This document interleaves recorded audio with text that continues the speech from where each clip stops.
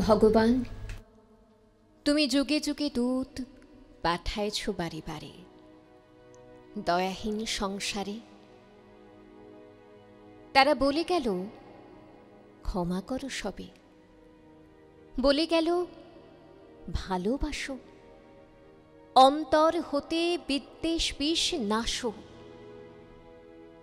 বরণীয় তারা, স্মরণীয় তারা, তবু বাহির দ্বারে আজি দুর্দিনে ফিরানু তাদের ব্যর্থ নমস্কারে। আমি যে দেখেছি গোপন হিংসা কপট রাত্রি ছায়ে হেনেছে নিঃসহায়। আমি যে দেখেছি প্রতিকারহীন শক্তের অপরাধে বিচারের বাণী নীরবে নিভৃতে কাঁদে। আমি যে দেখিনু তরুণ বালক উন্মাদ হয়ে ছুটে কি যন্ত্রণায় মরেছে পাথরে নিষ্ফল মাথা কুটে। কণ্ঠ আমার রুদ্ধ আজিকে বাঁশি সঙ্গীত হারা। অমাবস্যার কারা লুপ্ত করেছে আমার ভুবন দুঃস্বপনের তলে। তাই তো তোমায় শুধাই অশ্রু জলে। যাহারা তোমার বিষাইছে বায়ু, নিভাইছে তব আলো, তুমি কি তাদের ক্ষমা করিয়াছ? তুমি কি বেসেছ ভালো? এই কবিতা বোধহয় আজও একই রকমভাবে, এই প্রশ্ন আমাদের সকলের কম বেশি। আমরা যখন কোনো কিছুতে বারবার আঘাত পাই, আমরা যখন ভীষণ এক বিপর্যয়ের মধ্যে থাকি, আমরা যখন সামাজিক অবক্ষয়ের মধ্যে দিয়ে চলি, সেই সময় বোধহয় তখন তো আমাদের আর কাউকে স্মরণ নেওয়ার থাকে না, শুধু ঈশ্বরকেই স্মরণ নিতে হয়। আর আমরা বোধহয় সেই ঈশ্বরকে স্মরণ করতে গিয়ে আবার বারবার সেই রবি ঠাকুরের শরণাপন্নই আমাদের হতে হয়, আমাদের মনের ভাষাগুলোকে কোথাও তার কথা দিয়ে সকলের কাছে তুলে ধরার জন্য। সর্বগ্রাসী মানুষ একটা, একদম সবাইকে গ্রাস করে গিলে খেয়ে ফেলে যায়, মানে একেবারে নিস্তার নেই, একদম একেবারে কিছুতেই অস্বীকার করতে পারবো না আমি। এটা আমার বিশ্লেষণ, নতুন কিছু না। সম্রাট রাজা না হয়েও একটা নগরের পত্তন করার মানুষ বোধহয় পৃথিবীতে উদাহরণ আমার জানা নেই। আমি ইতিহাস খুব ভালোবাসি পড়তে, যা পড়েছি আর কি। ক্লাস 7-8 ইতিহাস বই পেলেও বসে যায় পড়তে, বা অনার্সের বই পড়েও বসে যায়, ভালো লাগে আর কি ওই বিষয়টা। কিন্তু আমি পাইনি এরকম একটা নগরে পত্তন করে ফেললেন মানুষটা। সত্যিই তাই। একটা শিক্ষাবিদ বলো, কবি বলো, সাহিত্যিক বলো, পলিটিক্যাল লিডার ছিলেন না সেই অর্থে। কি দূরদৃষ্টি, কোথায় হাত না দেননি উনি, ঠিক। আর কি কষ্ট করেছেন। একদম জমিদারের ছেলে ছিলেন বলে খুব আরামে যে শান্তিনিকেতন করেছেন তা কিন্তু না। ঠিক, কষ্ট জানো, অনেকেই জানেন যে ওনার স্ত্রীর গয়না বন্ধক দেওয়া হয়েছিল। একেবারেই তাই। এবং সেটা তো কালকে কি খাবেন তার বন্দোবস্ত ছিল না। অভাব তো ছিলই, তার সঙ্গে সঙ্গে একের পর এক সন্তান শোক, সেটাও তো এসেছে। সন্তান ব্যক্তিগত শোকের ঊর্ধ্বে বলছি, সেটা আছেই, কিন্তু কত মানে অপছন্দের মানুষের কাছেও ওনাকে হাত পাততে হয়েছে, গান তৈরি করে দিতে হচ্ছে, স্তুতি করতে হয়েছে অনেক রাজার। তো এরা মানুষ সত্যি মানে একদম বিরল। আর কম্পোজার হিসাবে আমি তো মনে করি বেথোভেন, মোজার্টের পরে এরকম কম্পোজিশন সত্যি মানে একদম ছক ভাঙাতো, একদম মানে আধুনিক গানের মানে দিশারি বলা যেতে পারে, একেবারে বলা যেতে মানে বলতে হবেই, বলা যেতে পারে না, ঠিক কথাই, বলতেই হবে। আর এত বড় আধুনিকটা আর নেই কোথাও না, আধুনিক এত বড় নেই বলে আজও সেই গান একই রকম ভাবে কিনা সেটা বোঝার আমাদের জীবনদশা আমরা জেনে যেতে পারবো না। আসলে যে কোনো কিছু তার চলে যাওয়ার পর বোধহয় বোঝা যায় থাকবে কি থাকবে না। 60-62 বছর ধরে গান তৈরি করেছে, ভাবতে পারছো? যদি আমরা ওই 18 কোটি টাকা বয়স ধরি, যারা রবীন্দ্রনাথের সম্বন্ধে আরো জানেন তারা ক্ষমা করবেন, আমার তথ্যগত কোনো ভুল হতে পারে। 80 বছর বয়সে শুধু গান তৈরি করেছেন, শেষ কবিতাটাও এডিট করেছেন উনি। ঠিক, একেবারেই তাই। উনি বলেছেন আর কিছু থাক না, গান আমার থেকে যাবে, এবং ভীষণ পজিটিভ ছিলেন গান নিয়ে। আমি প্রসঙ্গক্রমে আমি বলবো কিছু ওনার কথা, ভীষণ পজিটিভ ছিলেন। অবশ্যই সেটাও শুনবো, আগে একটা এবার গান শুনবো। আমার একটা গান, পছন্দের গান। আচ্ছা। গোধূলি গগনে মেঘে ঢেকেছিল তারা, গোধূলি গগনে মেঘে ঢেকেছিল তারা, আমার যা কথা ছিল হয়ে গেল সারা, গোধূলি গগনে মেঘে ঢেকেছিল তারা।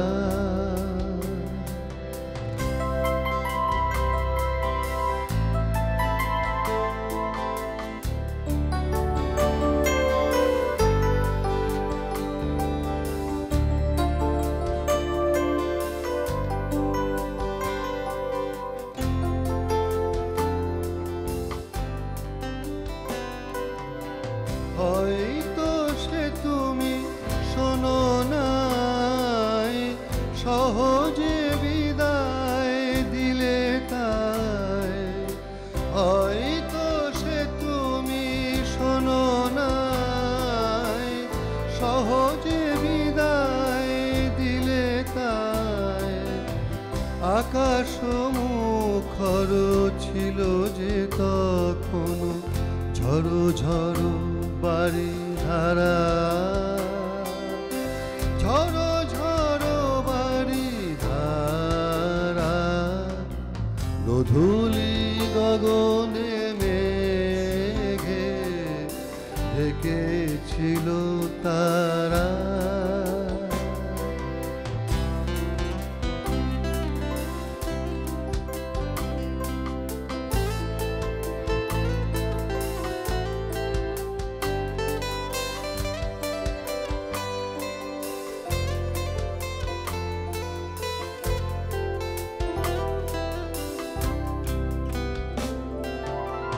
চেয়েছিনু যাবে মুখে তুলনায় আঁখি, আধারে নীরব ব্যথা দিয়েছিল ঢাকি, চেয়েছিনু যাবে মুখে তুলনায় আঁখি, আধারে নীরব ব্যথা দিয়েছিল ঢাকি, আর কি কখনো কবে এমন সন্ধ্যা হবে, আর কি কখনো কবে এমন সন্ধ্যা হবে,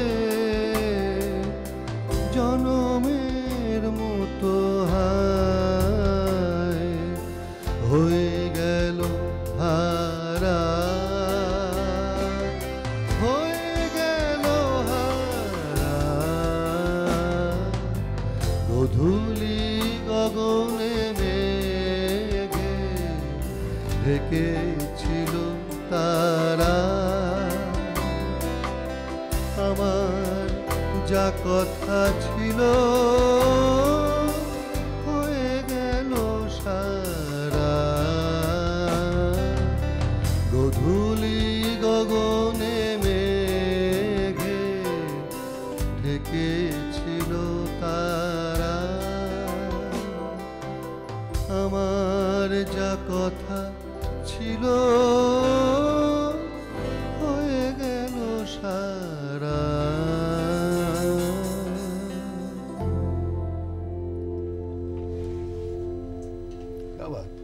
খুব সুন্দর, আবারও অনেক অনেক অনেকটা ভালো লাগা।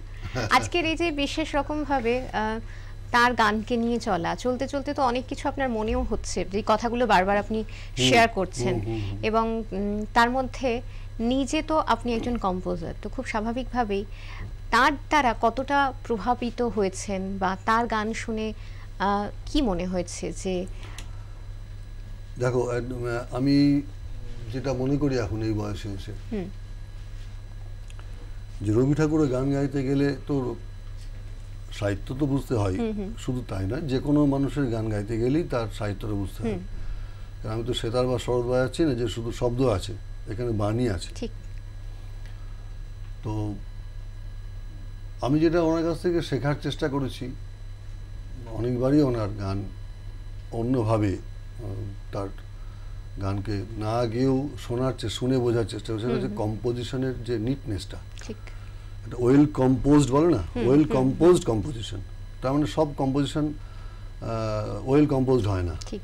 আমি বলতে চাইছি যারা মানে তার যে বুনটটা, সেই বুনটটা ভীষণ রকম টাইট, হ্যাঁ, ঠাসা একটা বুনটে বাঁধা, এবং মধ্যে অনেক স্পেস থাকলেও সেটা অনেক টাইট হতে পারে। এমন নয় যে খুব কি বলবো জলদ ছন্দের গান, যে জলদি ছন্দ, মানে খুব দ্রুত লয়ের গান যে একমত টাইট হবে তা নয়। ধরুন আকাশ ভরা সূর্য তারা, এটা খুব টাইট কম্পোজিশন। ওনার সব গানই আসলে খুব টাইট। এবং ওনার গান আমরা যখন খেয়াল গাই, চুমড়ি গাইছি, তখন যখন গাইতাম আর কি, পারফর্ম করতাম, তখন ভাবতাম যে এই গানে এত ভালো কম্পোজিশন একটুখানি অনুরম করা যায়। এবং তাই নিয়ে যারা রবীন্দ্রনাথের গানই শুধু গাইতো তাদের সঙ্গে অনেক তর্ক করেছি। এখন বুঝি যে তর্কগুলো বৃথায় সময় নষ্ট করেছি এবং তাদের উত্ত্যক্ত করেছি। তাদের রবি ঠাকুরকে এসে যায়নি, আমাদের সময় নষ্ট হয়েছে আর কি। সেটা হচ্ছে যে এখন বুঝি যে রবীন্দ্রনাথ ঠাকুরের গান কেন একটা ওয়েল কম্পোজড গান ঠিক সেইভাবে না গাইলে সেই গানের মাধুর্যটা প্রকাশ করা যায় না। আর আমি আরেকটু বাইরে গিয়ে বলি, প্রাসঙ্গিক কিন্তু একেবারেই প্রাসঙ্গিক না, আবার অপ্রাসঙ্গিক না, যে রবি ঠাকুরের গান নিয়ে যারা এক্সপেরিমেন্ট করতে চান, আমি এতক্ষণ যে কটা গান গাইলাম সে যদি ভুল করে থাকে, এক্সপেরিমেন্ট করিনি, কিন্তু আমি কিন্তু যদি করে থাকি ভুল করেছি। আমি এক্সপেরিমেন্ট করতে গিয়ে ভুল করেছি তা নয়, সেটা ভাববেন না। যারা এক্সপেরিমেন্ট করতে চান তাদের আমি বলবো যে তারা নিজে গান বানিয়ে করুন। হ্যাঁ, আমি যেটা মনে করি, আমার ক্ষমা করবেন, যে যেখানে শেষ করা কথা, যেন আমি যদি আজকে ধরি তুমি রবে নীরবে হৃদয়ে মম, সেটা আমি শেষ করি তুমি রবে নীরবে দিয়ে শেষ করি না, রবে নীরবে হৃদয়ে মম দিয়ে শেষ করি। কারণ উনি বলতে চেয়েছেন তুমি চুপ করে থাকবে তা নয়, তুমি আমার হৃদয়ে চুপ করে থাকবে। কথাটা সম্পূর্ণ হওয়াটাও তো দরকার, কি বলতে চেয়েছেন, যেখানে মানেটা কমপ্লিট সেখানে আমি ছাড়ি। যেমন এই গানটা আমি ছাড়লাম, তুমি খেয়াল করেছো, গধূলি গগনে মেঘে ঢেকেছিল তারাতে শেষ করিনি, আমার যা কথা ছিল হয়ে গেল সারাতে শেষ করেছি। তা আমি সেই চেষ্টা করি, তাতে কারো যদি আপত্তি থাকে আমি তার কাছে ক্ষমা চেয়ে নেবো, কিন্তু আমি এই মনে করি এটাই ঠিক। তার মানে যারা করেছেন তারা বেঠিক আমি একবারে বলছি না। আসলে তার যে ভাবনা, তিনি তো কিছু একটা ভাবনা থেকে, সেটা হচ্ছে আমি আরেকবার বলি, আমি স্ট্রাকচারটা ভীষণ, আমি এত ওয়েল স্ট্রাকচারড, তাই না বল, আমি মামুনের চন্দন বা এরাও ইন্দ্র, এরা মেলোডি বাজায় বা ওরাও একমত হবে যে কোথাও মনে হয়নি এটা এরম কেন, এটা এরম কেন। যেখানে কতবার ভেবেছিল তো অন্তরা বা স্ট্যান্ডা স্তবকের সংখ্যা বেশি, সেখানেও মনে হয় না যে এটা এক্সট্রা, একদম মানে ভীষণ ঠাসা একটা বুনট। আমরা আরো শুনবো, যে কারণে উনি বলেছেন এই বিষয়ে আমি শুনবো এক্ষুনি।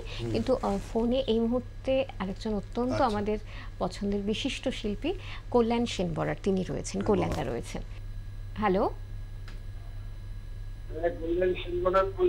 হ্যাঁ হ্যাঁ দাদা, আপনি কি আমাদের শুনতে পাচ্ছেন? রবীন্দ্রনাথের জন্মদিন আমার কাছে রোজই, এই তিথিটা আমার কাছে রোজ আসে এবং একটা বার্তা বহন করে আনে যে কদিন আগে বিসর্জন নৃত্য নাটকের সঙ্গীত করলাম। ওই মানুষটি সারা জীবন ধরে যা লিখে গেছেন তার কোনোটাই সমকালীন নয়, সবই চিরকালীন। ঠিক একদম। বিসর্জন কাজ করতে গিয়ে মনে হলো যেন এটা আজকে লেখা।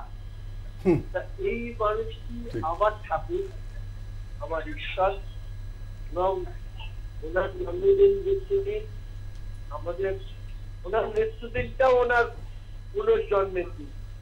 ঠিক, এটা আমার কাছে বিশেষভাবে আজকের দিনটা অন্য একটা অর্থ নিয়ে আসে, যে আর একটা বছর শুরু হলো ওনাকে অবলম্বন করে করছে। দাদা আবার একটা গান শুনি, তারপর আপনি যেটা বলতে চাইছিলেন আমরা সেটা আবার একটু বিস্তারিতভাবে শুনবো, জানবো।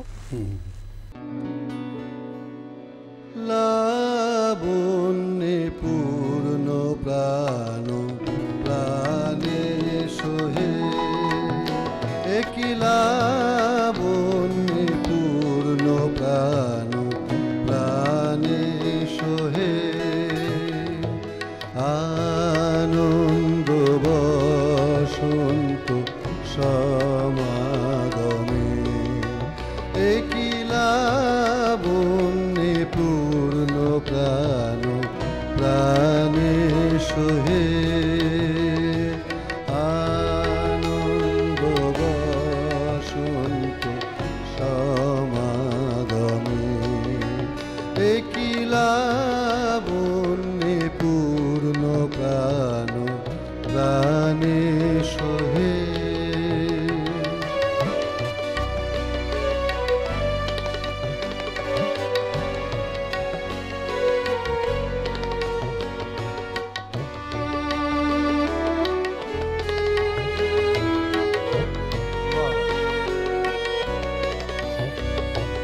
বিকশিত প্রীতি কুসুম হে এ আনন্দ বসন্ত সমাগমে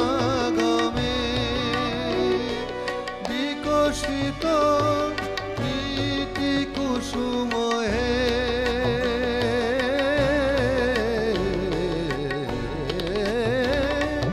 বিকশিত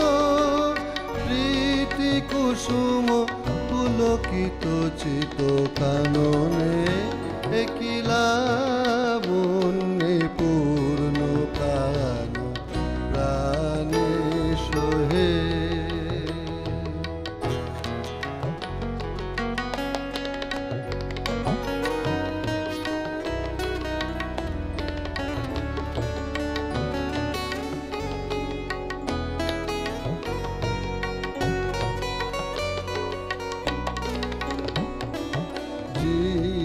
জীবনলতা অবনতা তব চরণে জীবনলতা অবনতা তব চরণে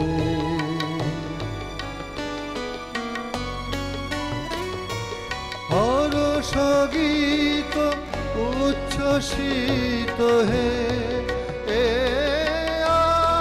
আনন্দ বসন্ত সমাগমে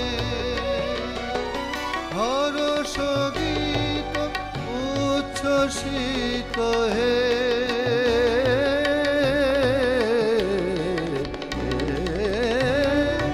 হরষ গীত উচ্ছ্বসিত কিরণ মগন গগনে একই লাবণ্যে পূর্ণ প্রাণ প্রাণে সোহে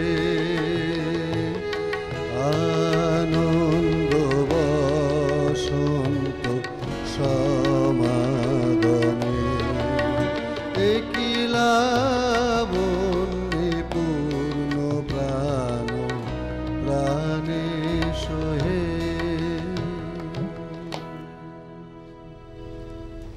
আহা, অসাধারণ। এটা আমার মায়ের খুব প্রিয় গান ছিল, গাইছিলাম মার কথা মনে হচ্ছিল, মা খুব শুনতে চাইতেন এই গানটা আমার গলায়।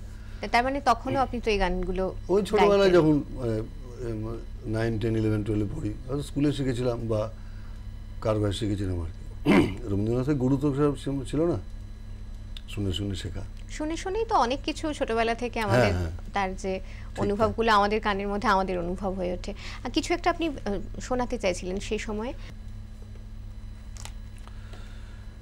এই যে এক জায়গায় দিলীপ রায়কে বলছেন, উনি দিলীপ রায় নিজে লেখা, যে কবিবর বললেন, তুমি কি বলতে চাও আমার গান যার যেমন ইচ্ছে সে তেমনি ভাবে গাইবে? যে প্রসঙ্গে ছিলাম আমরা, যে ওনার গান একটু অন্যরকম হলে শুনতে ভালো লাগে না। আমি তো নিজের রচনাকে সেরকম ভাবে খণ্ড বিখণ্ড করতে অনুমতি দিইনি।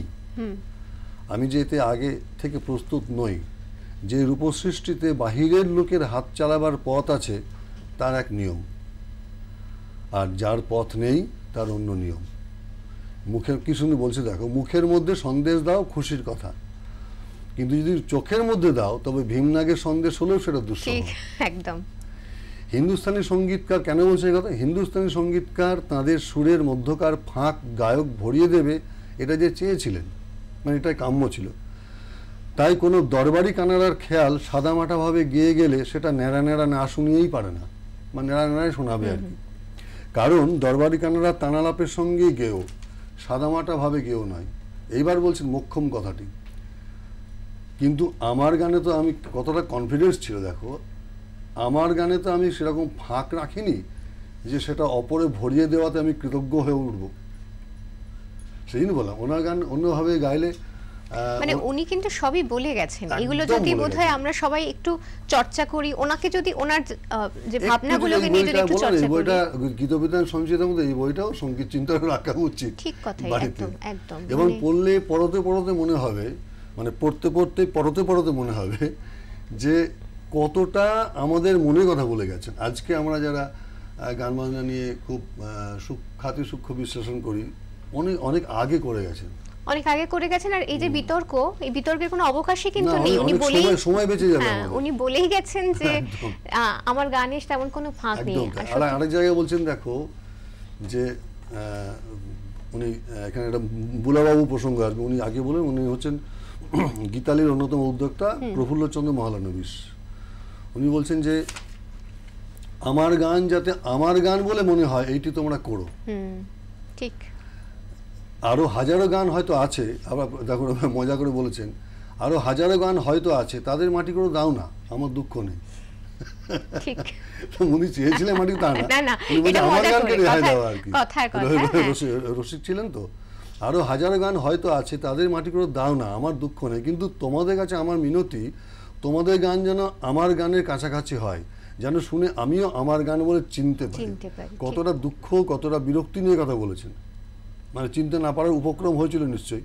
এবং তারপরেও যদি এদিক ওদিক কিছু এখন এমন গান, এখন এমন হয় যে আমার গান শুনে নিজের গান কিনা বুঝতে পারি না, মনে হয় কথাটা যেন আমার, সুরটা যেন নয়।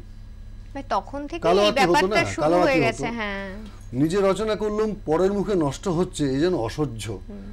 মেয়েকে অপাত্রে দিলে যেমন সবকিছু সইতে হয়, এও যেন আমার পক্ষে সেই রকম।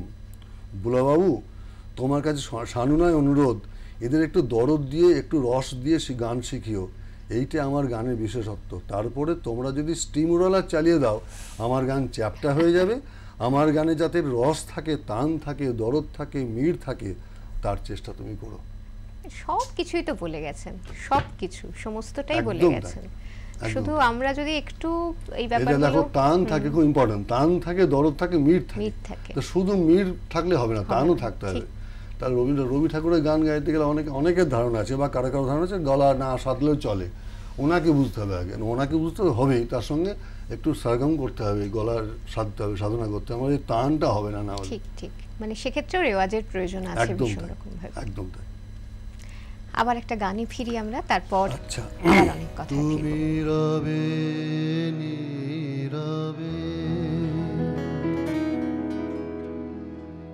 হৃদয়ে মম,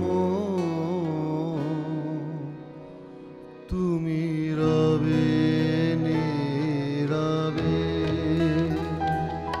হৃদয়ে মম, তুমি রবে নীরবে নিবিড় নিভৃত পূর্ণিমা নিশীথিনী সম, তুমি রবে নীরবে হৃদয়ে মম, তুমি রবে নীরবে নিবিড় নিভৃত পূর্ণিমা নিশীথিনী সম, তুমি রবে নীরবে হৃদয়ে মম।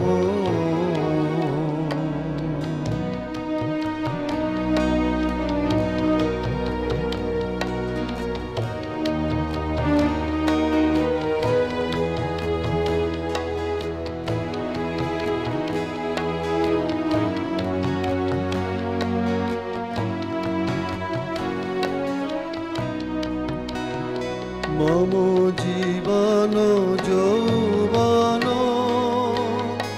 মম অখিল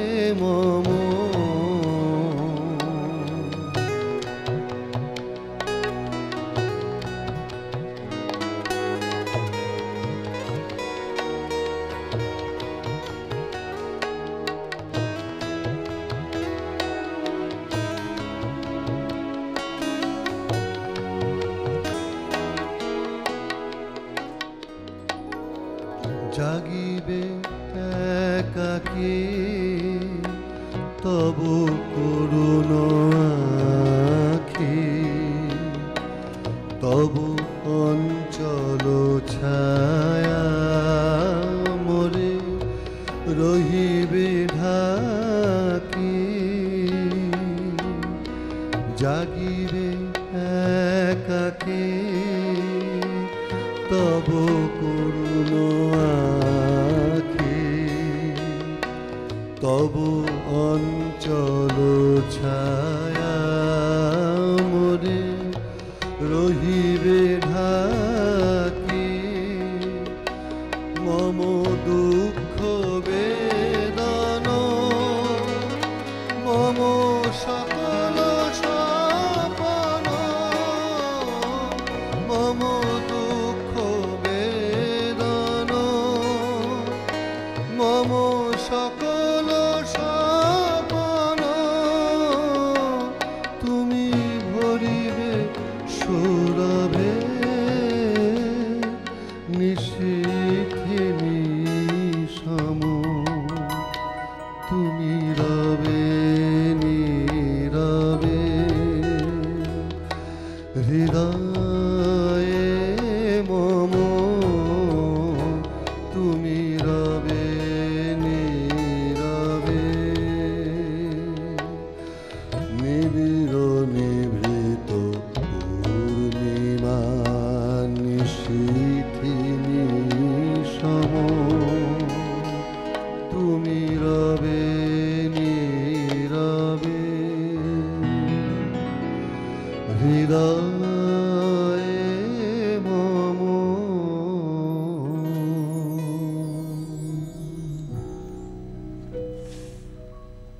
কি আপনার দেখো, সঞ্জয়দেব বলছেন জাগিবে একাকী তবু করুণ আখি, তবু অঞ্চল ছায়া মোড়ে রহিবে ঢাকি। উল্টো দিকে মানুষরা কষ্ট হচ্ছে সে ব্যাপারে চিন্তিত না, কিন্তু ওই ভালোবাসার আবদার আর কি। একদম। আর আপনি এত সুন্দরভাবে এটি মানে কণ্ঠে ধারণ করলেন যে সেটা একেবারে আমাদের অন্তরে একাকার হয়ে গেছিল গানটা শুনতে শুনতে। ভীষণ সুন্দর, ভীষণ সুন্দর, অনেক অনেকটা ভালো লাগা।